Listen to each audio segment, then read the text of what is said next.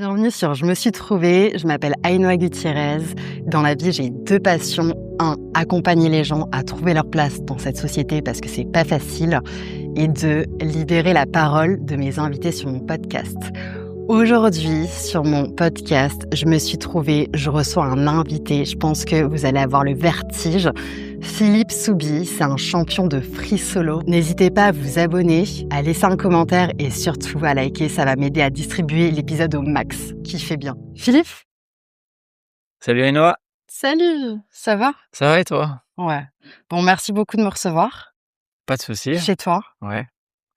Alors, est-ce que tu pourrais nous expliquer ce que c'est vraiment le free solo? Parce que moi, j'ai découvert ça en te voyant. Enfin, quoique, je pense que j'avais découvert à La Réunion, Mmh. mais sinon, je connais pas du tout. Et c'est quoi? OK. Le free solo, c'est déjà présent dans plusieurs sports. On le retrouve généralement dans les sports extrêmes qui nécessitent des sécurités particulières. Typiquement l'escalade, c'est probablement le plus connu, et en highline, donc dans ma pratique, bien que je pratique aussi de l'escalade, c'est le fait de pratiquer la highline sans baudrier et sans système de sécurité quand on traverse dans le vide. Donc c'est, pour moi, je dirais que c'est vraiment la pratique poussée à son extrême dans la pureté du, mouvement. Ok. Ouais. Je vais mettre des vidéos et des photos pour que vous voyez, parce que franchement, quand j'ai vu Philippe sur ces vidéos, ça m'a donné mal au ventre. Je me suis dit, mais comment?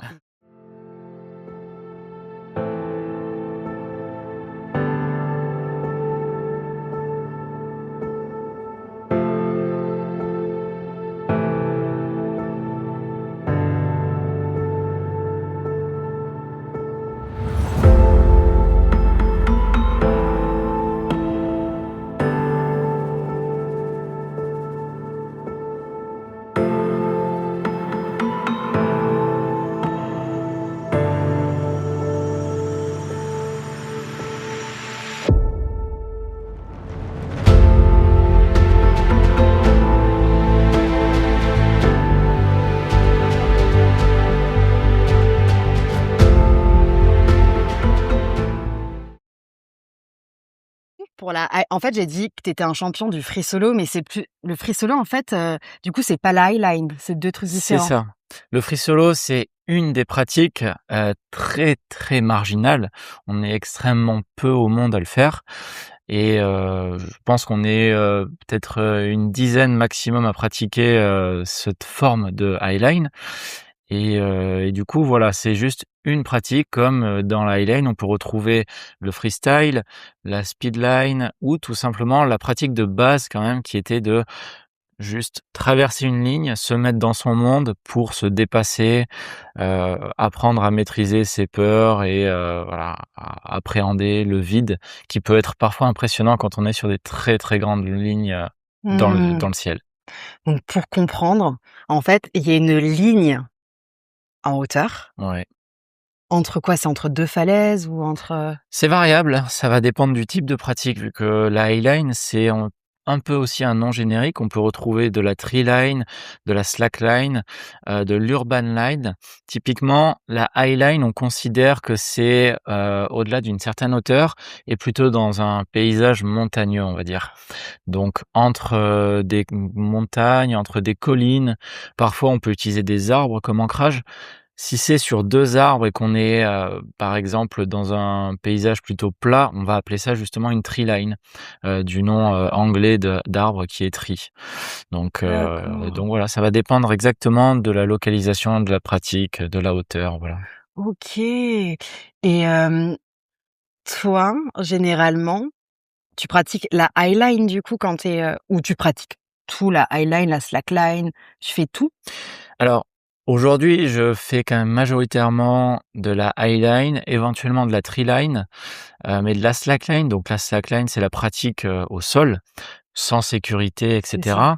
La slackline, j'en fais vraiment beaucoup moins, heu, tout simplement parce que, j'ai, J'ai un certain niveau et que, je préfère, si j'en ai l'opportunité évidemment, m'entraîner, dans des conditions plus extrêmes, on va dire, qu'au sol. Mais, la slackline peut rentrer dans mon planning d'entraînement si j'ai un objectif D'accord. précis en tête. OK, oui, du coup, maintenant, je visualise vraiment la slackline. On voit, sur la plage, il y en a plein qui le font Exactement. et OK et la highline, c'est vrai que moi, à La Réunion, je faisais du canyoning et j'avais vu un mec, beh, comme toi tu fais, Mmh. tellement haut et je me dis Ouais, en fait, c'est ça, quoi, tu es entre les falaises c'est ça, et exactement. à combien de mètres? Il y a pas de règle, ça va dépendre vraiment du spot. Parfois, on peut être à 20-30 mètres et parfois on peut avoir 300-400 mètres de vide en dessous, ça va dépendre. Et ça dépend aussi de la longueur de la ligne qu'on tend. Si on tend une ligne de 50 mètres, on peut avoir des courtes lignes vraiment très hautes, comme on peut avoir des courtes lignes beaucoup moins hautes. Ça va dépendre du paysage. Mais généralement, quand on a une ligne de 1 kilomètre de long, alors on est quand même obligé d'avoir une certaine hauteur au milieu. Quelque chose comme 100 mètres, 150 mètres, 200 mètres, c'est dans ces ordres de grandeur. Mais encore une fois, il n'y a pas de limite haute. On peut être à 1000 mètres d'altitude, ça dépend. Ça dépend vraiment des opportunités, du spot qu'on trouve, qu'on équipe, etc. Et le maximum que tu fait, toi, c'est Je pense que le maximum, ça doit se situer aux alentours des 500 mètres de hauteur. J'ai pas le chiffre exact, surtout que ça va dépendre de quelle courbe de non, non, niveau mais on va prendre. tu dis 500, Ah oui, c'est enfin, suffisant, hein, oui, genre, oui, oui, oui. 500 mètres. Ouais, ouais, ouais. C'est, bah, notamment au Pays basque, dans les gorges des Oujarets. Du coup, c'est une très belle ligne qu'on avait posée et je pense que c'est une des plus hautes, que j'ai pu, traverser. Si on revient sur ce moment au Pays basque, Ouais, tu ressenti quoi? Déjà, juste avant de monter, est-ce que enfin, de traverser du coup, ouais. c'est quoi ces sensations que tu Alors ça va dépendre à quel moment avant, parce que avant de traverser, il y a aussi l'installation. Tout le côté, planification, logistique, aller sur le site, sur le spot, la marge d'approche. Après, il y a l'installation sur le spot. En général, on essaye d'y aller au moins une fois avant de faire l'installation pour, se préparer à qu'est-ce qu'on va avoir besoin pour faire les ancrages d'un côté et de l'autre côté évidemment, puisqu'il faut anticiper les 2 côtés. Après, on est 2 équipes et on va, installer, voilà, la ligne, le matos. Peut-être on reviendra ultérieurement plus techniquement sur comment on fait, mais, attends, pardon, juste j'ai ouais. une question, je me dis: «Comment vous faites pour envoyer la corde Mmh. d'une extrémité à l'autre?» Question classique. Ah! Tout le monde c'est très drôle parce que on a, on on blague entre nous plein de fois de faire une fiche A4 qui explique comment généralement on fait les différentes méthodes historiques et actuelles parce que ça a beaucoup changé, Bah, hein. tu m'étonnes. En fait, initialement, les premières longueurs étant pas, immenses, on utilisait, souvent un caillou, on attachait un ficellou et on lançait le caillou à plusieurs reprises et petit à petit on traversait. Mais aussi, je parle de ça, c'était il y a 10 à 30 ans dans le Mmh. passé. Du coup, il y avait quand même moins de technologie, aujourd'hui on va utiliser le drone. On prend un fil de pêche D'accord, et bah, oui, oui, on prend un fil de pêche qui est donc très léger. forcément. On traverse avec le drone, on a l'autre équipe en face qui récupère le fil de pêche. On tire le fil de pêche. Avec ce fil de pêche, du moins, on accroche évidemment de l'autre côté un ficellou qui est un tout petit peu plus épais que le fil de pêche. Et de fil en aiguille, on en vient à tirer bah, tout le matos. Donc une cordelette, puis la sangle et en général, voilà. Du coup, c'est beaucoup plus sécure aujourd'hui qu'avant, non? Juste l'installation, Hmm. Je vu que tu pense que pas à te non, je pense oui et non, c'était pas vraiment dangereux de lancer non ouais. plus, faire des sauts de puce. C'était pas vraiment dangereux. En vrai, c'est juste beaucoup de temps, beaucoup plus de temps et surtout aujourd'hui, encore une fois, on a des lignes qui, peuvent très régulièrement faire plus de 500 mètres de long et du coup, c'est quand même un confort en termes de gain de temps parce que, par exemple, en 2016, j'étais allé sur une ligne qui faisait 800 mètres de long et l'installation avait pris une semaine juste pour faire passer la corde. Là, c'était pas un ficellou, c'était directement une corde qu'on a fait traverser, toute la vallée au sol en passant au-dessus des arbres, donc petit à petit. Il a fallu 7 ou 8 jours, juste pour faire passer la corde de l'autre côté pour qu'ensuite on puisse tirer et enfin tirer la ligne et installer la ligne. Parce qu'il y avait Donc, pas de drone, il y avait des drones, mais c'était pas aussi accessible et surtout, Ah! c'était quand même les premières grandes longueurs. C'était, alors celle-là, c'était pas un record, mais c'était très proche du record à cette date. Donc, il y avait pas toute cette connaissance qu'on a pu accumuler en très peu de temps sur, les méthodologies. OK, Ouais. et si on en revient, toi, à tes sensations que tu ressens, Ouais, donc c'est bon, l'installation elle est faite, il y a la corde, comment tu appelles ça, la corde? Qui une est sangle. la sangle. Ouais, la sangle. Si on revient sur ton moment au Pays basque, Les si tu arrives à te sensations, remémorer. oui, oui, je peux de toute façon, je peux transposer, à au Pays basque ou aux autres lignes. C'est toujours évidemment un peu différent parce que ça va dépendre du paysage, de la luminosité, de l'ambiance, de si ça a été dur avant de monter sur la ligne ou pas. Mais, globalement, je dirais que, moi, ce que je vis le plus souvent, c'est: «OK, c'est cool, je vais pouvoir profiter». En fait, je suis sur la ligne, je suis équipé, c'est mon tour de passer sur la ligne et je vais «découvrir» entre guillemets le point de vue depuis le ciel à cet endroit et donc je me mets en condition. En général, j'ai un petit rituel qui va être des mouvements, de mobilité articulaire sur la ligne où je me mets assis sur la ligne et je viens bouger différentes articulations pour préparer mon corps et psychologiquement me mettre dans cette ambiance et après je me lève et si j'ai besoin de me concentrer parce que pour X ou Y raison, la ligne est un peu dure, bah, je me prépare à ça et généralement, c'est pas le cas. Généralement, j'arrive à être très détendu rapidement et du coup, je pars et je vais au milieu et au milieu, bah, je vis le moment. Et je reviens sur un mot que tu as dit, parfois la ligne elle peut être dure, ça veut dire quoi?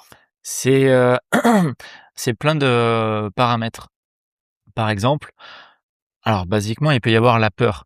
En fonction du spot, ça peut être plus ou moins impressionnant et ça peut avoir un impact. Ça va dépendre des gens. Moi, aujourd'hui, j'ai plus trop ce paramètre qui rentre en jeu. J'arrive très facilement à, compartimenter ou à me conditionner moi-même pour, ne pas avoir peur ni du vide, ni, voilà du gaz comme on dit, généralement.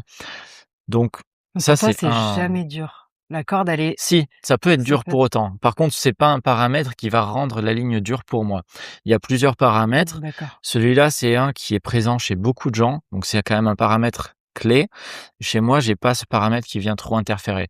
Du coup, ce qui va rendre la ligne difficile, ça va être les conditions météorologiques principalement. Heu, Paradoxalement, on peut penser que le vent, ça aide pas, mais en fait non, ça peut aider. Ça va dépendre de quel type de vent. Si on a un vent léger à moyen et continu, en fait, ça va appliquer une force latérale sur la ligne constante. Ce qui fait que la ligne va être calée quelque part d'un côté et quand on marche, on n'est jamais parfaitement équilibré. On a souvent des petites perturbations parce que nos muscles se fatiguent et du coup, ils peuvent vibrer, ils peuvent se contracter un tout petit peu plus que nécessaire, ce qui induit des mouvements parasites et tous ces parasites-là vont se répercuter dans la ligne et elle va vibrer un petit peu et quand on a le vent qui nous pousse légèrement, toutes les vibrations qu'on envoie dans la ligne sont absorbées par l'énergie du vent qui met une, pression constante latérale. Donc, s'il y a 0 vent, ça peut éventuellement être dur. Autre paramètre, ça va être le poids de la ligne. En fait, on a plein de technologies de tissus différents. On a des tissus high-tech, on a plutôt aussi des tissus plus classiques. On a donc, en high-tech, tout ce qui va être, Dynéma, des sangles en Dynéma qui sont extrêmement statiques. C'est un matériau OK. qui est très léger, mais très proche de l'acier en termes de résistance et du coup, c'est généralement assez facile à marcher. Les anciennes lignes en polyester typiquement étant beaucoup plus lourdes, elles pardonnent beaucoup moins, elles sont plus élastiques, donc ça va dépendre de la nature du matériau, de la ligne en question. Et au-delà de ça, je dirais que c'est aussi, l'état, émotionnel et de fatigue au moment où tu vas sur la ligne qui va influencer en vrai, quand tu as un certain niveau, ça va probablement être le facteur le plus, prépondérant dans la difficulté de la ligne. Et toi, du coup, maintenant tu as plus peur? Mmh, en tout cas, je le ressens beaucoup moins. Je peux, toujours avoir une appréhension avant d'aller sur une nouvelle ligne ou si je sens que il y a des attentes typiquement, puisque j'ai un assez bon niveau, on va dire quand même et quand on va sur une ligne que d'autres personnes ont installée et que ces personnes n'ont pas un aussi bon niveau, elles vont, t'observer. Elles vont t'observer, elles vont, s'attendre à ce que tu fasses quelque chose alors que, in fine, tu peux jamais être, tout le temps opérationnel et ça peut être une source de stress ou d'anxiété, d'avoir, des gens qui s'attendent à ce que tu performes. Alors que tu es même pas forcément là pour ça, tu es aussi là pour chiller. C'est très cool, de marcher, de se promener. Parce que quand tu dis performer, c'est dire traverser? Ouais. En fait, en général, quand on pratique à un certain niveau, la highline, on aime bien, alors à minima send la ligne, c'est-à-dire envoyer la ligne et ça veut dire se lever du départ et traverser sans jamais s'asseoir ni tomber. C'est, un petit peu l'objectif de base quand on a un certain niveau. Toi, par exemple? Moi, généralement, j'aime bien, faire un peu plus que sand. J'aime bien, faire un full man. Full man, ça veut dire se lever, traverser et revenir sans s'arrêter.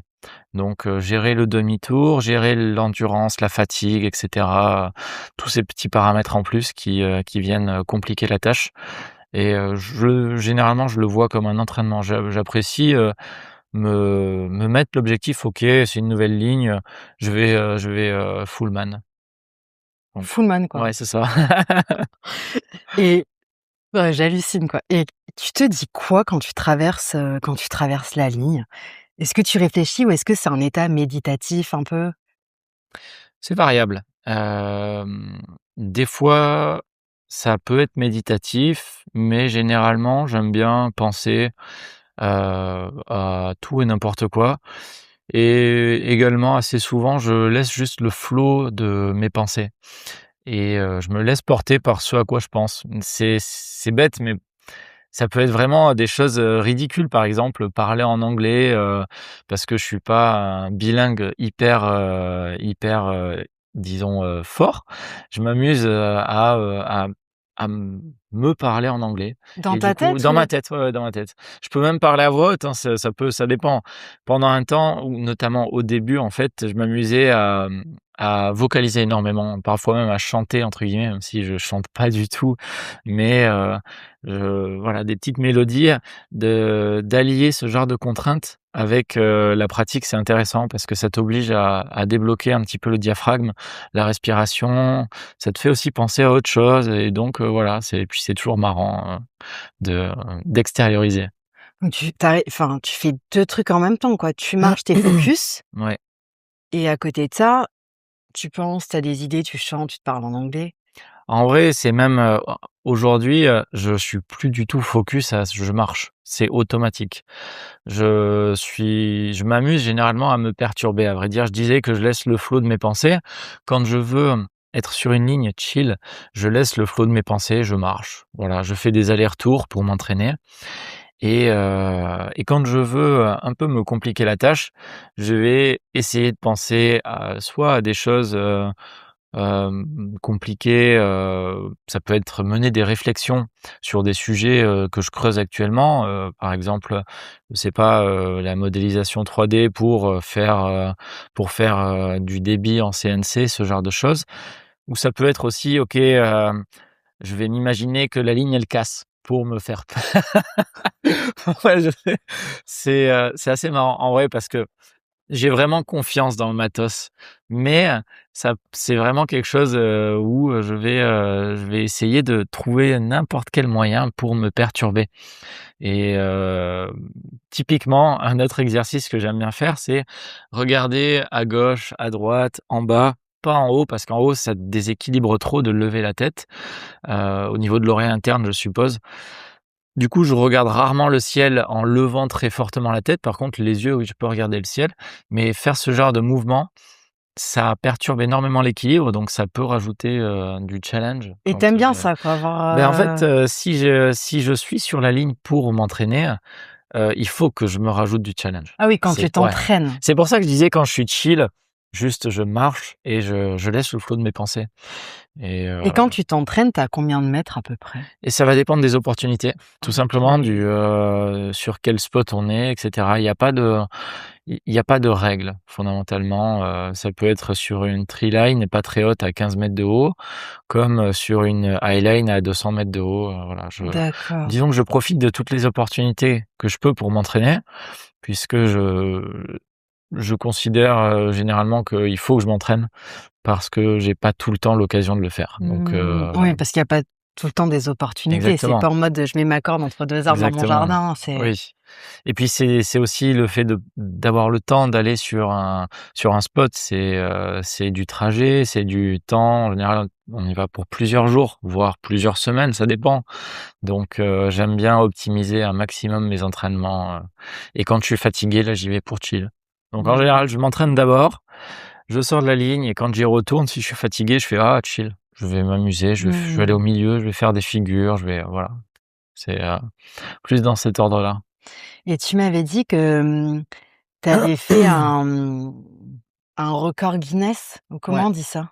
et c'est C'est ça, un ouais, re ouais, c'est un Guinness, c'est, world record et alors j'ai fait, c'est pas volontairement que je suis dans le Guinness parce que, je alors je connaissais le Guinness mais, je savais pas comment ça fonctionnait et en général, dans notre sport, il y a, pas d'argent donc on fait entre nous les records et cetera. On dit: «Ah beh, untel a battu tel record» et cetera. Donc c'est assez communautaire. Il se trouve que, c'est le Guinness qui m'a contacté pour, m'ajouter, dans le livre. Je suppose parce que j'ai, découvert que c'était payant, en fait, pour rentrer dans le Guinness.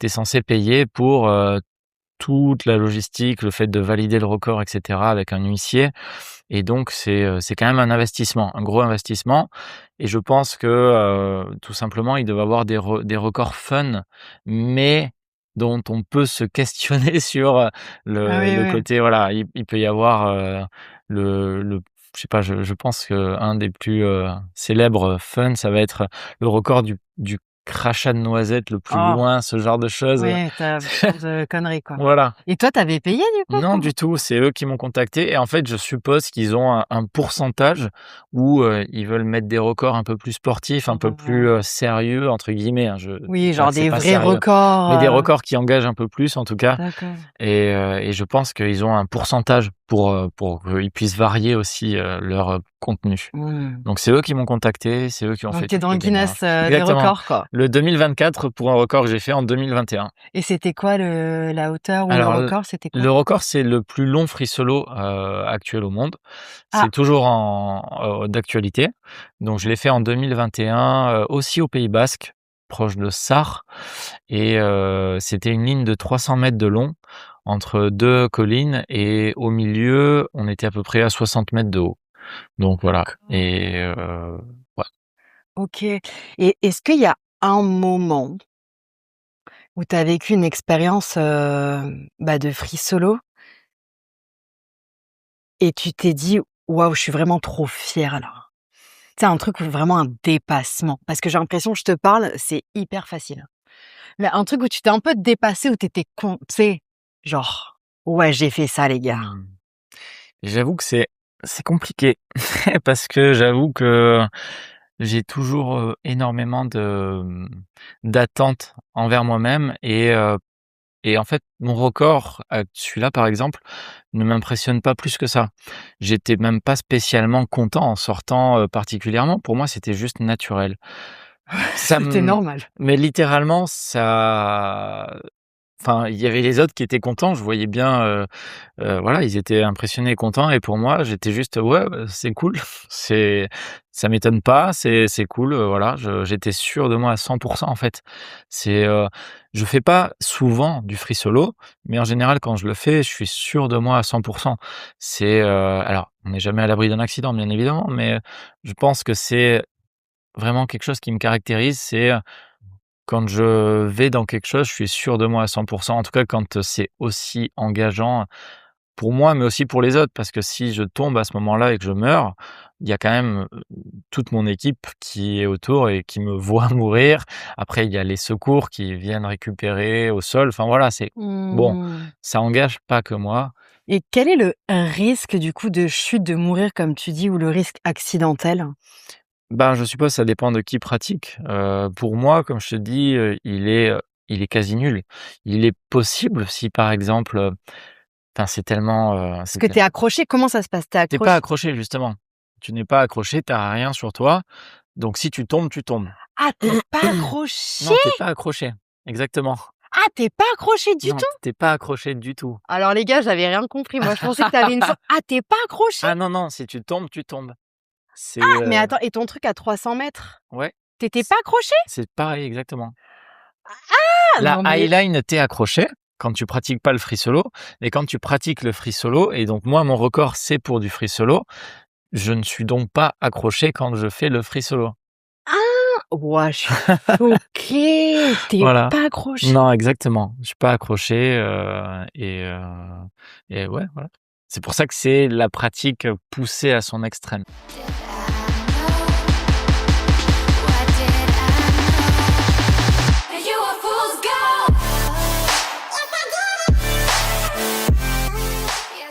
Comment tu t'es dit: «Je fais ça, je vais me Et lancer»? c'est une question qui est compliquée parce que c'est justement, c'est pas fait comme ça.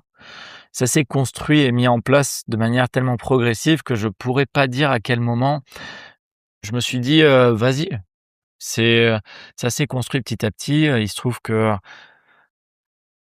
je ressentais que j'avais pas de problématique à faire de la highline, et je suppose que c'est, alors, ce que je suis sûr en tout cas, c'est que c'est dans une recherche d'accomplissement personnel.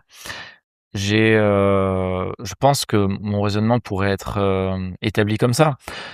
J'estime mon propre niveau et je me dis: «OK, je suis sûr de moi, je peux faire ça», et à partir du moment où je me dis ça, bah, faut que je le fasse parce que je suis sûr de moi et j'ai besoin de confirmer que ce que je pense, c'est correct et que du coup, mon évaluation est correcte, et c'est pour ça que, c'est un peu à, disons, à tâtons, en fonction de l'expérience, des retours de toutes les highlines que j'ai pu faire avant, de toutes les mises en condition que j'ai pu faire avant également, parce que j'ai pas fait du jour au lendemain highline sécurisé à free solo. Parce que du coup, pour que je comprenne bien, parce que moi je pensais que tu avais quand même une petite cordelette, Non. un petit truc qui te retenait. Mmh. Donc tu as commencé en faisant du highland en étant un peu sécurisé. Exactement. Voilà. Totalement sécurisé. Voilà, C'est totalement sécure. totalement Mmh. sécure, et petit à petit, C'est ça. tu as commencé du coup à faire du free solo, c'est ça? Ouais. En fait, Sans rien. exactement. C'est progressif. Maintenant que tu le dis, j'y pensais pas nécessairement, mais du coup, quand j'ai commencé la highline, comme je disais, c'est 100% sécure. Je veux dire, on n'est jamais à l'abri d'un accident évidemment, mais c'est un des sports les plus, sécuritaires au monde. Tout est redondant en termes de sécurité. Généralement, les pratiquants, sont très, vigilants entre eux et cetera, donc il y a pas vraiment d'accident, de pratique. Après, Du coup, quand tu es accroché quoi, ouais, quand tu es accroché, tu tombes dans le tu vide, tombes dans le vide sur, 1,50 m, 2 m et tu remontes. tu remontes, Voilà, tu c'est as ça. ta corde C'est ça, et ça, il y a exactement. pas d'accident. Il y a pas d'accident, non. C'est très safe et c'est très, documenté, étudié et cetera. OK, Donc voilà. et dans ton cas, du coup, free solo sans rien, est-ce Free solo, c'est voilà, il y a plus de sécurité. Si tu tombes, ah bah, tu ben, tailles quoi, tu meurs. normalement, tu meurs. Sauf si tu as peut-être beaucoup de chance, mais voilà. Normalement, c'est le principe d'un free solo et c'est la même chose en escalade. En escalade, généralement, quand on escalade, on a une corde. Le free Ouais. solo en escalade, c'est sans corde, et du coup, si tu tombes de la falaise, tu tombes de la falaise. Ouais, il y avait un docu sur Netflix, Ouais, ouais, avec avec un quelqu'un de très Canadien. connu, oui, c'est ça. Il y en a même plusieurs, mais Ouais. ouais, ouais, il y a quand même, le free solo en escalade est plus répandu qu'en highline. Parce que l'escalade est quand même beaucoup, plus, vieux comme sport. Voilà. Ouais. Le highline, c'est assez récent. Mmh. Donc Est-ce que dans ton entourage, du coup, il y a déjà eu des accidents en free solo? Ou est-ce que toi, tu as mmh, déjà vu non, quelqu'un tomber? non. Comme je te disais, c'est assez rare les accidents en highline déjà, et en free solo encore plus. C'est arrivé une fois, mais c'était pas vraiment un free solo. Alors j'ai pas la date parce que je débutais la slack, je pense que c'était avant 2020 en tout cas et c'est une personne qui est partie sur la ligne et on suppose qu'elle est partie sans avoir conscience qu'elle avait pas attaché le leash. Donc le leash, c'est la corde qui est fixée sur la ligne, qui se déplace avec nous sur la ligne et qui est fixée à notre baudrier, qui nous empêche de tomber justement dans le vide et elle est partie sans s'attacher Du coup, en et highline, quoi. Donc, en en highline fait, elle est en train de faire du free solo. et sans le savoir a Voilà. priori parce qu'elle est allée au milieu, elle a commencé à s'amuser et elle est tombée et c'était pas une personne qui était dans cette dynamique de free solo et surtout, on a beaucoup de retours aujourd'hui de gens qui, vont sur la ligne et qui oublient de s'attacher. En général parce qu'elles parlent avec quelqu'un et juste en parlant, tu oublies de faire le nœud, de finir le nœud, ce genre de choses. Et c'est pour ça qu'il y a énormément, de prise de conscience sur l'aspect, on va dire, attentif les uns envers les autres, avec notamment le double, le triple check. Mmh. C'est-à-dire que quand quelqu'un va sur une ligne, il ne va jamais seul sur une ligne et la personne qui l'accompagne vérifie tout, quand elle monte sur la ligne. Ouais, non, mais je me dis: «Comment c'est possible déjà de oublier de s'auto-check C'est, soi-même?» Je pense ouais. on est dans une autre dimension, c'est genre, je pense qu'il y a très peu de personnes sur terre en fait, c'est du sport extrême, extrême. Mmh. Oui, oui, oui, tout à fait, hein. C'est C'est enfin, moi, je le considère pas comme du sport extrême et ça dépend, en fait, je pense, ça dépend aussi aventure de la extrême voilà, en tout cas, c'est ou plus aventure, nature. aventure. C'est en milieu naturel, c'est toujours plus dangereux que dans une salle et cetera, évidemment. Mais, je considère pas que ce soit extrême parce que c'est justement très safe Non, mais et toi, le free ah, solo, le free solo, le oui. free là Le là, free si on solo, parle oui. que du free solo, donc sans Ouais, être attaché. c'est la pratique extrême, on est d'accord. Là-dessus, il y a pas de doute. Ouais. C'est vraiment, pousser à son paroxysme sa pratique personnelle, du sport. Donc voilà. Mais je pense que c'est assez commun pour toutes les personnes qui sont un peu, qui aiment le challenge, qui aiment, se pousser, se dépasser et découvrir de nouvelles choses, en fait. Et est-ce que toi, tu ressens que tu avais ce besoin de dépassement de soi? Ouais, je pense que oui, oui, clairement, j'aime me dépasser. C'est toujours le cas, j'aime me dépasser, notamment, tu vois, actuellement, je pratique moins la slackline, la highline que l'escalade et j'ai le besoin également en escalade de me dépasser. J'ai toujours besoin enfin, je sais pas si c'est un besoin au sens, négatif ou pas, mais j'apprécie énormément sentir que je progresse et ça me pousse à me dépasser ni plus ni moins puisque progresser, c'est se dépasser quelque part. Donc j'aime progresser. Et c'est une question un peu peut-être bateau, un peu psychologie, mais est-ce que tu as l'impression que, quelque part, tu cherches à te prouver quelque chose? Mmh. C'est une question, qui est difficile à répondre en réalité parce que comment est-ce qu'on en a conscience de ça? Je ressens pas le besoin de me dire: «OK, j'ai besoin de me prouver quelque chose». Mais peut-être qu'intrinsèquement, j'en ai ce besoin Et sans le savoir. inconsciemment? Exactement. Maintenant, je le ressens pas comme tel en tout cas. C'est peut-être le cas, hein, peut-être, peut-être pas. Mais j'ai pas d'avis là-dessus étant donné que c'est pas ce que je ressens, mais rien ne me dit que c'est pas, inconscient, effectivement. Mais ceci dit, personne peut vraiment le savoir à la fin. Et si on en vient, sur la famille, Mmh. parce que moi, c'est vrai que j'en parlais à mes parents tout à l'heure, je leur dis: «Ah, je vais interviewer quelqu'un qui fait de la highline». Mais alors je pense qu'ils pensaient que c'était en étant accroché. Ouais. Enfin, du free solo, mais ils pensaient que c'était en étant accroché. Ils m'ont dit: «Demande-lui comment, est-ce que sa famille a peur pour lui?» Et du coup, toi, ta famille, sachant que là, tu pas accroché et que tu pratiques comme ça, est-ce qu'ils ont Ben, peur que tu meures? je je sais pas particulièrement étant donné que, on n'en parle pas plus que ça. Heu, je sais que ma mère, en tout cas, à minima, est au courant, vu que je lui ai offert le livre que le Guinness m'a lui-même offert, vu qu'ils m'ont offert le livre du record. Donc je lui ai donné parce que moi, ça m'intéressait pas particulièrement d'avoir et de garder ce livre. Donc, comme elle ça l'intéressait, je lui ai donné mon livre et cetera. Comme, les différents articles, de journaux où j'ai pu apparaître également, elle les a gardés. Donc elle en a conscience, elle le sait et je suppose que quelque part elle peut se projeter à avoir peur. Mais elle te l'a jamais Mais dit? non, déjà parce que, au moment où je l'ai fait, elle le savait pas. Mais après C'est coup? mais après coup, peut-être que, elle le ressent comme, oui, c'est une possibilité, mais encore une fois, comme elle ne le vit pas, je sais pas trop honnêtement, si, elle en a peur ou pas. Et puis c'est pas comme si je pratiquais journalièrement du free solo. Donc Ouais, mais quand même, bon, mais oui, je tu pense que vois? ça doit, évidemment, ça doit avoir un certain, poids, on va dire, dans le fait d'avoir, peur quelque part. Mais en tout cas, ils te le disent pas, ils disent pas: «Non, mon fils, ne fais pas ça, tu peux me» Non, ouais, c'est pas de toute façon, il pourrait me le dire, ouais, ça changerait pas grand-chose. Je le ferais quand même, c'est ma vie ouais. fondamentalement.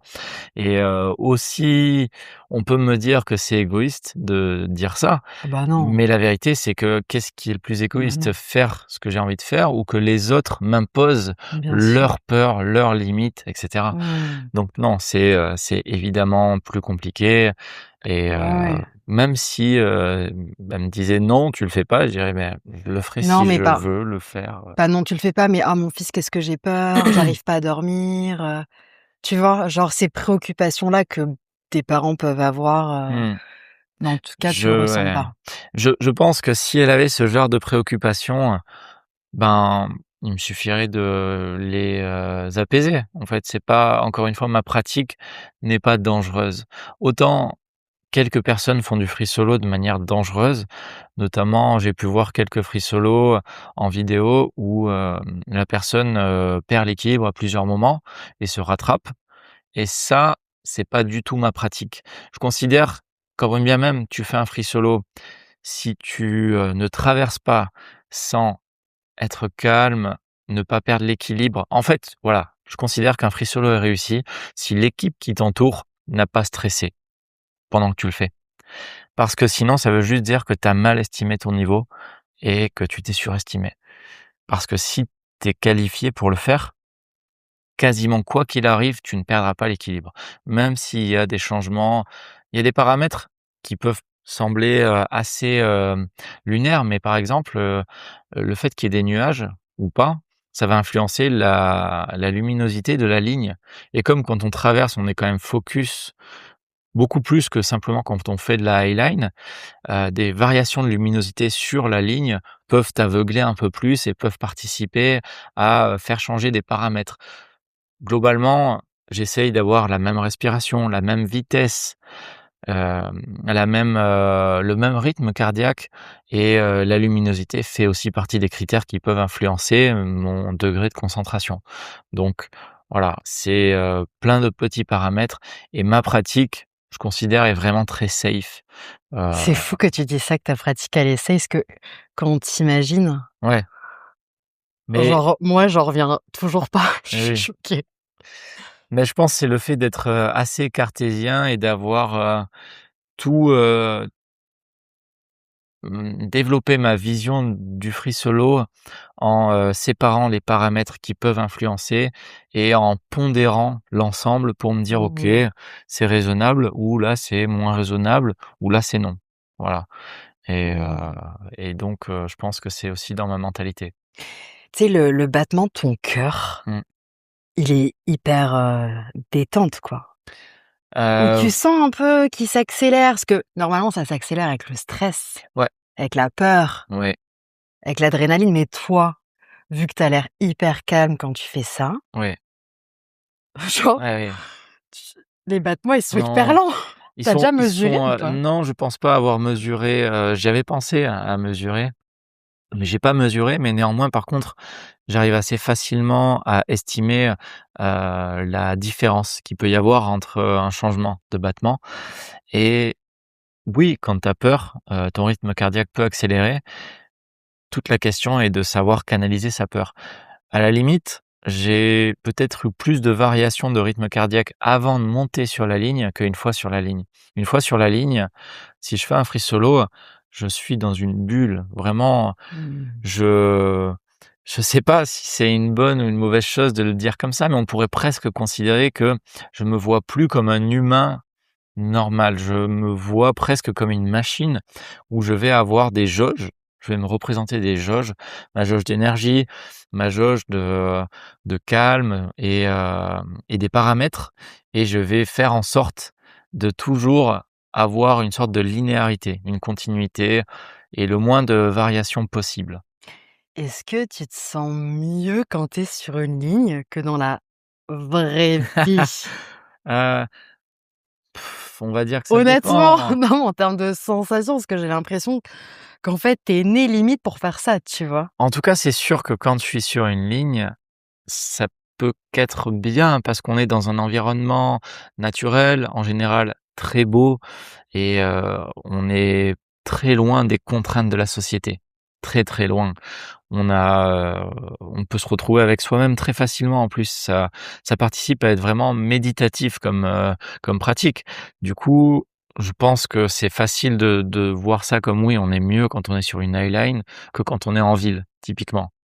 Mais être en ville, ça a aussi des avantages, hein, voilà. Mais Mmh. oui, c'est quand même très agréable. Et qu'est-ce que ça t'a appris sur toi, le highline, le free solo? Tu t'es découvert quoi comme, je sais pas moi, force que tu as, Je sais pas, je sais juste que ça me consolide dans le fait d'être capable, de réagir plus calmement, en général, de rester plus, capable de prendre de la distance en cas de situation imprévue. Ça m'a apporté beaucoup de ouais, de calme, de concentration aussi, puisque, en fonction de la difficulté qu'on va avoir sur la ligne, on va avoir besoin de plus ou moins de concentration. Donc ça m'a apporté énormément de choses mentalement, je dirais, plus que physiquement. C'est pas extrêmement physique, la highline. Au début, ça l'est, hein, parce que le corps est pas habitué à travailler de cette manière, mais très rapidement, si on pratique de manière un peu régulière, le corps s'adapte, et physiquement, c'est plus un quelque chose qui va se développer énormément, quoi. C'est vraiment mentalement où ça t'apporte. Voilà. et tu es quelqu'un qui s'énerve beaucoup? Non. Non, non, c'est vrai que je pense pendant un temps plus, mais aujourd'hui, encore une fois, je suis capable de rester calme.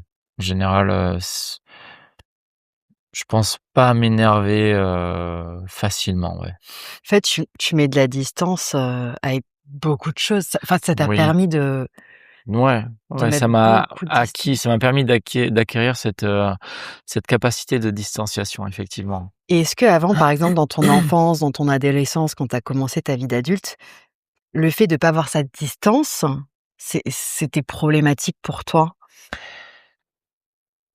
Et du coup, Mmh. tu t'es un peu construit ça? Je pense que ça a été nécessaire de construire ça. La highline est venue, compléter, mais je pense que c'est un travail que j'ai commencé très jeune parce que, j'étais pas nécessairement, l'enfant le plus, joyeux, le plus, comment dire? Fun et le plus, heureux du monde, et du coup, je pense que j'ai rapidement compris que j'avais besoin de pouvoir prendre mes distances par rapport à certaines de mes émotions pour, ne pas trop mal vivre certaines situations, certains moments de ma vie, et cetera. Donc c'est quand même quelque chose qui était présent et que la highline m'a permis de mieux maîtriser, de mieux, Mmh. heu, ouais, expérimenter, découvrir aussi, voilà. Donc Mmh. je je pense dans cet ordre-là. Tu avais une grande sensibilité? Et c'est paradoxal, mais oui, je pense que oui. Aujourd'hui, justement, on me reproche presque des fois de pas être, sensible, mais en fait, c'est plutôt que j'ai une première lecture toujours très, distante des choses, et je pense que ça a été nécessaire pour moi de me désensibiliser à une période de ma vie, effectivement. Donc c'est aussi, venu de là. Et du coup, d'où le fait que, de par cette distance aussi, je me dis que Bah, forcément, plus trop peur de la plus Oui, forcément peur, tu ouais, vois? Vu que tu as la distance, tu es dans ta bulle. exactement. Oui, oui et puis au-delà de ça, on a aussi le rapport à la vie et à la mort.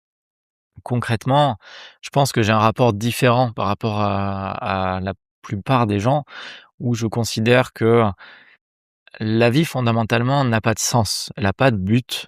On donne nous-mêmes notre propre but à notre existence. Ou en tout cas, je suppose que les gens tendent à ça, parce que je crois pas qu'il y ait de mode d'emploi de la vie et donc à partir de ce moment-là, voilà, l'idée c'est d'être en accord avec soi-même. Moi, aujourd'hui, ce qui me permet de m'évader, ce qui m'apporte beaucoup de choses, c'est de pratiquer, cette forme extrême quelque part de sport parce que ça me complète et même si, c'est risqué, je me dis que qu'est-ce qui est le plus intéressant? Vivre une vie, qu'on ne vit pas à fond et vivre vieux ou, vivre sa vie à fond, enfin, c'est un raisonnement classique, hein, voilà. Vivre sa vie à fond, quitte à éventuellement prendre le risque d'en mourir, d'un accident. Un accident peut arriver partout, Bien n'importe sûr. quand, n'importe où.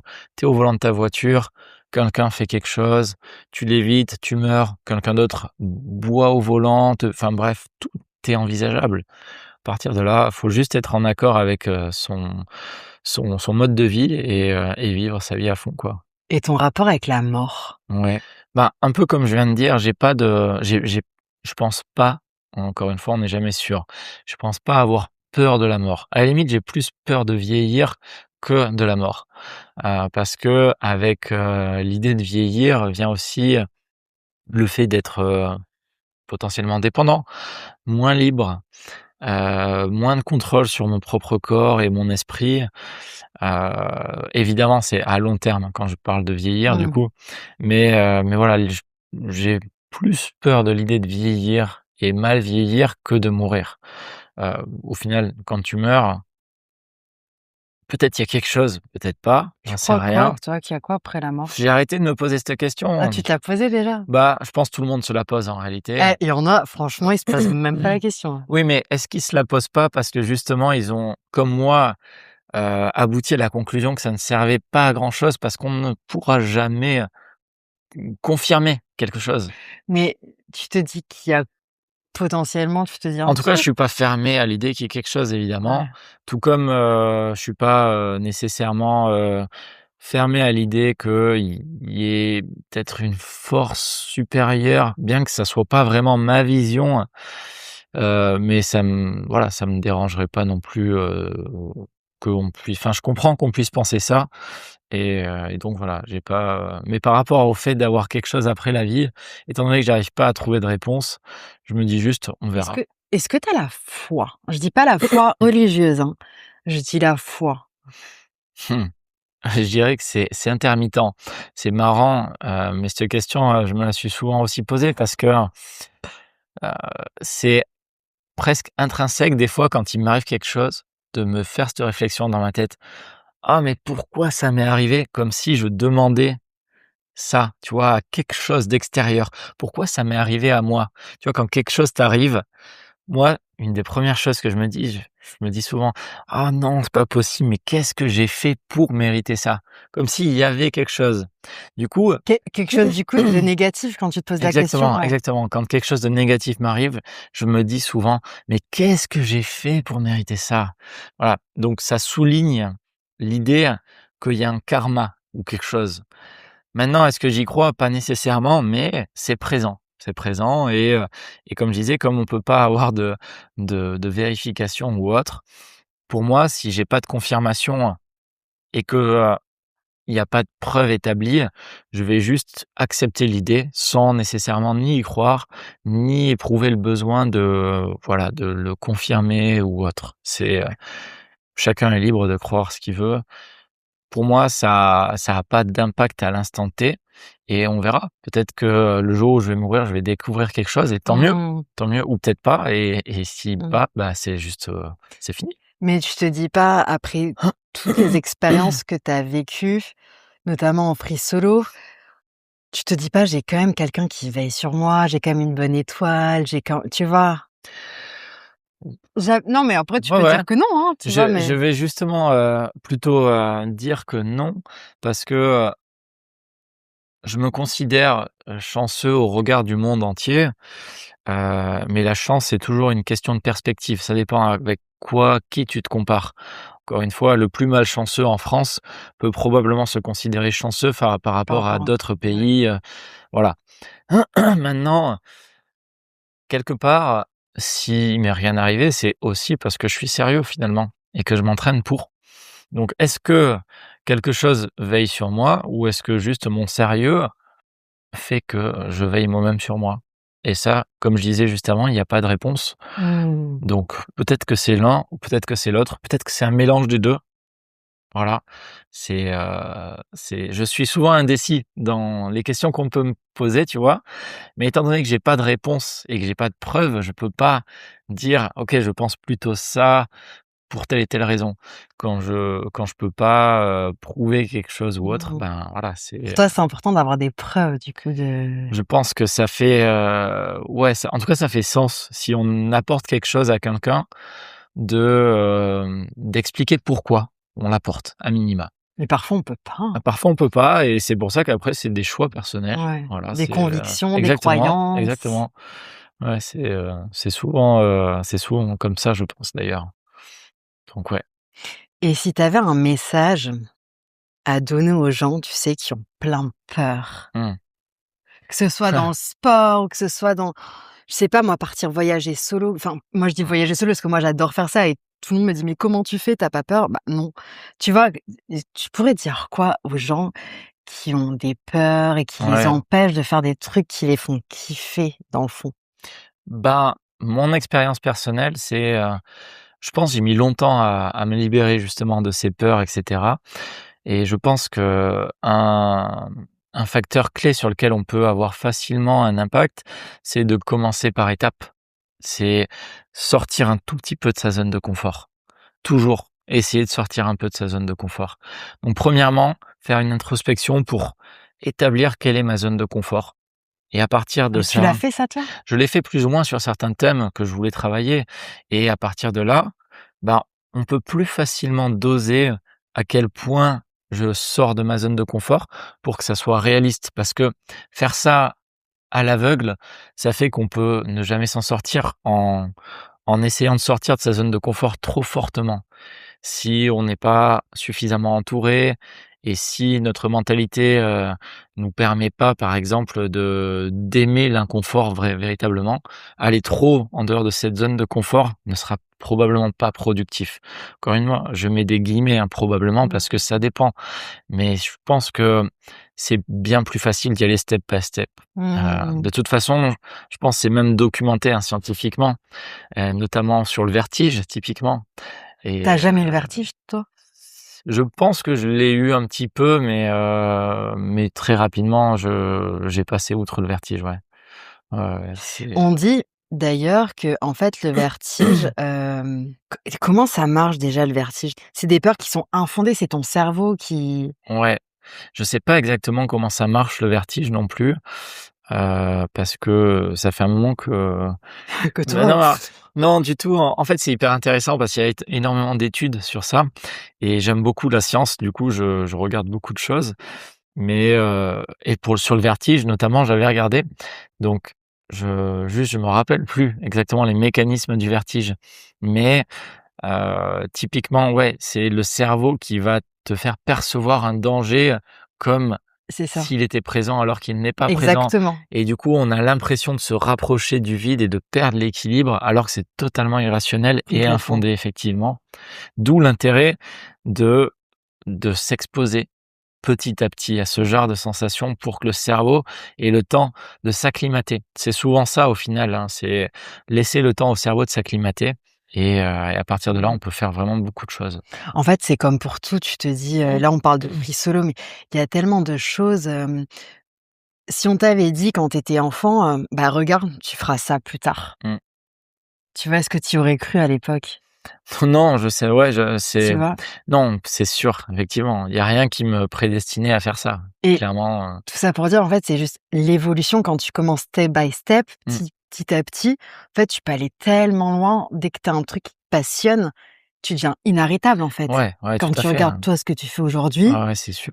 genre pas attaché à des centaines de mètres, je me dis: «Comment c'est possible?» Tu vois? Genre Mmh. Ouais, ouais, non, clairement, c'est vraiment, le côté intéressant du step by step pour se ouais, sortir de bah, oui, ouais, ouais, mais aussi, surtout, moi, ça me fait penser qu'en fait, ouais. on peut faire tellement de choses. Ouais. Ouais, ouais, ouais, c'est sûr. Faut juste avoir le déclic ou à minima, je pense comprendre comment on fonctionne pour trouver l'énergie quelque part. Parce que, de toute façon, c'est toujours une question d'énergie. Ouais. Combien d'énergie j'ai à investir à changer telle chose? Si, j'ai envie d'un changement fondamentalement, il va falloir que j'investisse un peu d'énergie pour que ce changement, survienne et du coup, comment est-ce que je programme ça pour que ça soit réaliste? Parce que, trop en une fois, généralement, c'est pas ce qu'il y a de plus efficace. Il y a toujours les effets yo-yo, rebond et cetera et du coup, c'est, la progressivité. Mais dans tout, hein, j'ai envie de dire, je le vois par exemple en escalade où, pour que le corps ait le temps de s'adapter aux contraintes mécaniques des prises, au niveau des tissus, des doigts et cetera, il faut charger progressivement les doigts pour pas se blesser trop, pour pas se blesser gravement et cetera. Donc c'est beaucoup, beaucoup une question de progressivité. C'est la Mmh. clé à mon avis dans beaucoup de choses. Dans tout, hein, Ouais, ouais, ouais, clairement, c'est dur à doser et c'est c'est pour ça que clair. c'est intéressant d'avoir des gens qui peuvent, partager leur expérience dans le domaine et cetera et donc parler énormément. C'est intéressant pour, acquérir gratuitement de l'expérience. Mmh. Et toi, dans ton entourage, comment ton entourage, il est comment? Est-ce qu'il y a des gens un peu comme toi, qui kiffent ce genre de truc ou tu as plus des gens sages? Tu vois, tu sors du Ouais. lot ou tu t'es entouré de gens, qui te ressemblent? Par rapport à ma famille, je suis totalement différent. Rien à voir. Par rapport à mes amis d'enfance, c'est pareil. Je suis le seul à, voilà, être allé dans cette direction comme ça. Maintenant, en allant dans cette direction, effectivement, j'ai quand même rencontré des gens qui étaient plus proches des sports extrêmes, mais néanmoins, je connais pas beaucoup de personnes qui pratiquent, du free solo. Même à vrai dire, j'en côtoie pas actuellement. Je vais en rencontrer un qui m'a contacté, parce qu'il voulait qu'on se parle, il veut essayer de faire potentiellement son free solo aussi, son premier free solo. C'est quelqu'un qui a l'air sérieux, on va probablement se voir. Donc voilà, ça serait éventuellement la première personne qui fait du free solo que je rencontre. Donc voilà, ça va être cet été, ça va être intéressant. OK. Mais non, j'ai pas de Tu un d'autres peu tout personnes. seul dans Ouais, dans ton ce genre-là, ouais. Ouais, ouais, et le décalage avec les gens, enfin, tu trouves pas qu'il y a un décalage? Parce que c'est souvent, très, comment dire? C'est très, net. Il y a des gens qui comprennent, des gens qui comprennent pas. ouais, c'est Voilà. blanc ou noir. Exactement, ouais. C'est, voilà.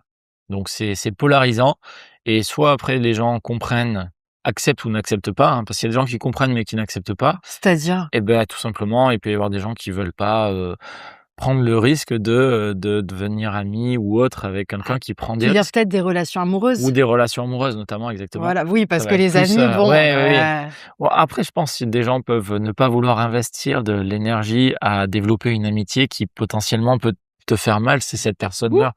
J'en sais rien, je suppose, c'est une possibilité en tout cas. mais on te l'a jamais dit. Non, ouais, C'est ce que tu te dis? ouais, je pense. Mais voilà, Ah ouais, ce serait je trouve que c'est bizarre quand même peut-être, non mais peut-être je me trompe, hein, là-dessus, autant en amour, bon, OK, ouais, en amour tu c'est vois, tu plus, te dis: «Bon, mais c'est marrant, enfin c'est marrant, c'est pas marrant quelque part parce que, sur le thème justement des personnes qui font du free solo, alors que j'avais pas rencontré, mais, que avec qui j'ai un peu échangé pour différents, sujets, du free solo.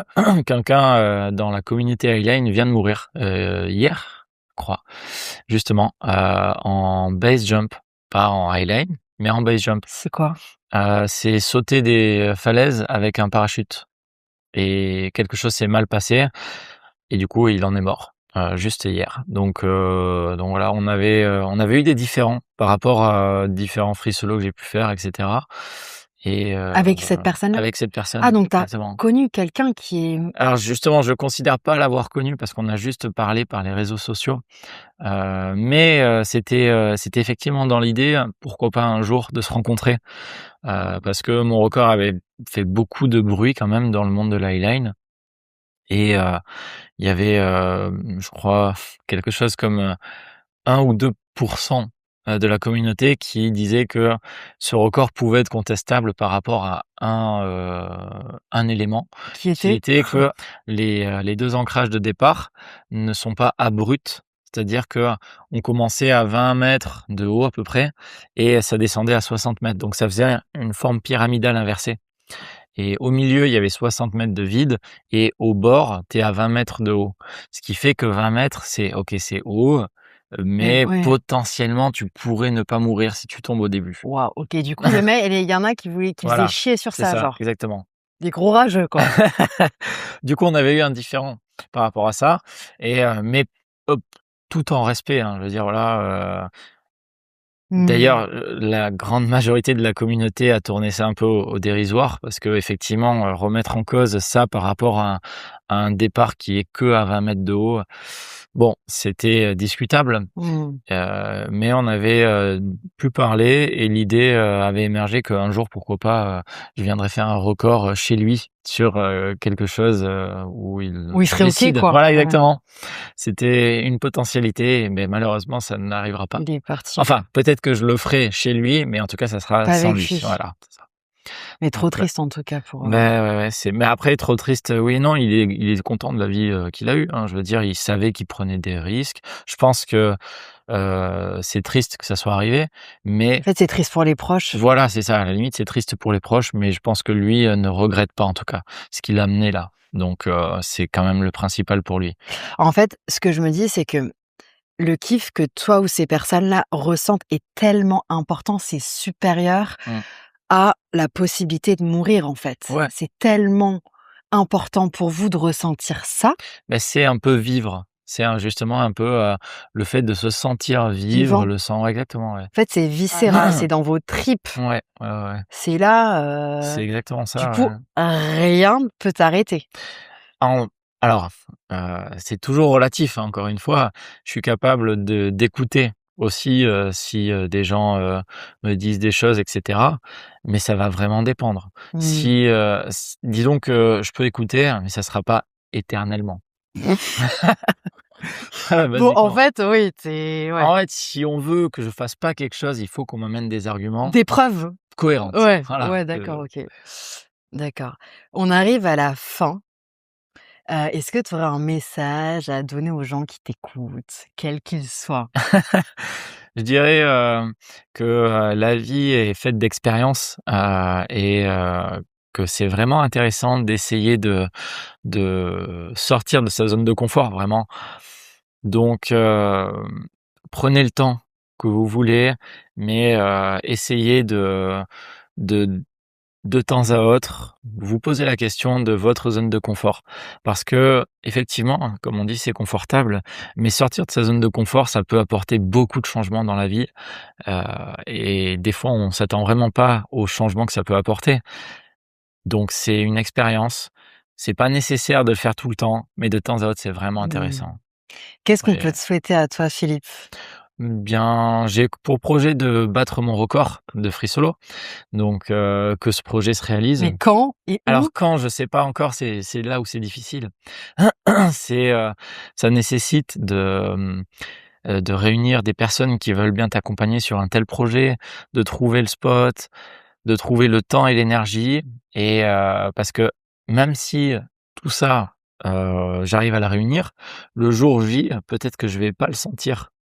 Donc voilà, C'est c'est jusqu'au une question de dernier temps. moment. Ah oui, oui, c'est ça, Ça je t'est veux déjà pas. arrivé de Non, ça m'est pas arrivé, mais je mets un point d'honneur à ne jamais partir sur un free solo si je le sens pas. ouais, C'est inenvisageable. inenvisageable, exactement. Faut respecter les gens qui sont là pour toi Bien et sûr. qui te soutiennent dans ce projet et si tu le sens pas et que tu as un accident, mais c'est quand même débile. Et pour le record, ce serait quoi ce record? Alors je veux battre, mon record actuel, donc ça serait plus de 300 mètres de long. Donc maintenant 300 mètres à marcher, exactement, au-dessus du vide, sans corde, sans sans corde, c'est rien. ça et Et à après, combien de mètres, alors idéalement, voilà, ça serait, de faire un record vraiment très, très haut. Genre? Genre 100-200 mètres de haut tout du long idéalement et comme ça, il y aurait plus de questions de: «Ah, c'est pyramidal», voilà. C'est typiquement, bon, c'est vraiment plus pour le fun en vrai de répondre à cette attente quelque Ah, part. tu penses que c'est pour ça que tu le fais? Non, non, non, du tout, juste pour ce paramètre parce que c'est pas évident de trouver un spot qui réunisse toutes les conditions pour, que ce soit suffisamment haut par rapport à la longueur. Parce que D'accord, en fait, c'est une question de sphère bien et sûr. si tu es au milieu de la ligne, il faut que tu aies une sphère qui touche les ancrages. Il faut que cette sphère ne soit jamais à toucher le sol. Et du coup, ça peut être très compliqué en fonction des paysages et de la topographie. Donc c'est pour ça que c'est compliqué de trouver quelque chose qui me corresponde. Et idéalement, j'aimerais bien pour lui dire un dernier, pour lui rendre un dernier hommage. Et tu sais quand enfin, tu s Idéalement cette année. ah, cette année? Idéalement cette année, on verra évidemment, je suis pas comme je dis, hein, on peut pas, prévoir ce genre de choses. J'ai commencé à me réentraîner au free solo justement, en fin d'année dernière pour faire de l'endurance, pour augmenter ma capacité, d'endurance en free solo sur une tree line, donc à 15 mètres de haut, où je vais faire des allers-retours sans m'arrêter jusqu'à un certain degré de fatigue que j'estime et à partir de ce moment-là, je sors. Donc Et dans ta tête, que tu sois à 15 mètres ou à 100 mètres en free solo, donc sans corde, ça change un paramètre, toi? ça change un petit peu.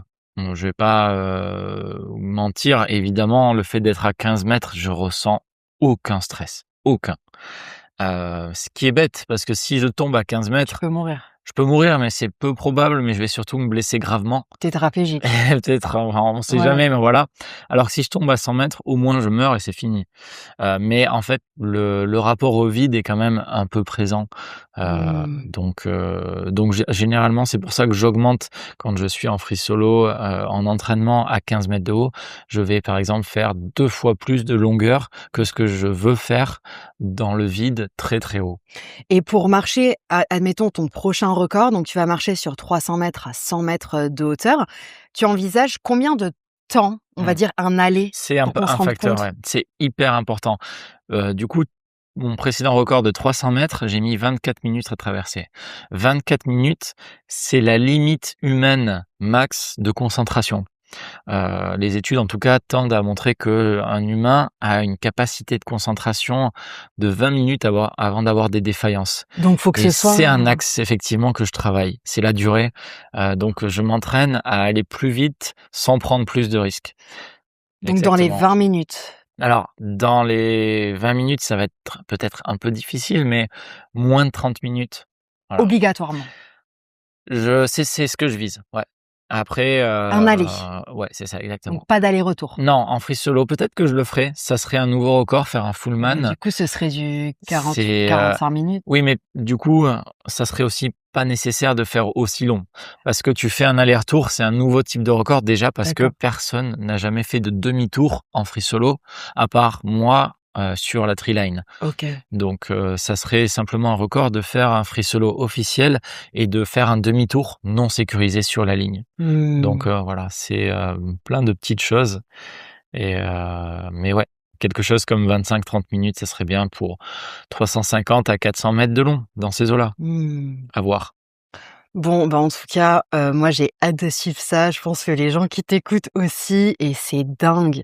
Merci infiniment pour, avoir transmis ta passion. On sent que c'est un truc que tu as dans le cœur, quoi, que tu vis à travers ça. C'est fou, hein. Beh, merci Moi, écoute, j'avais hein. pas du tout compris que tu étais pas attaché, en fait.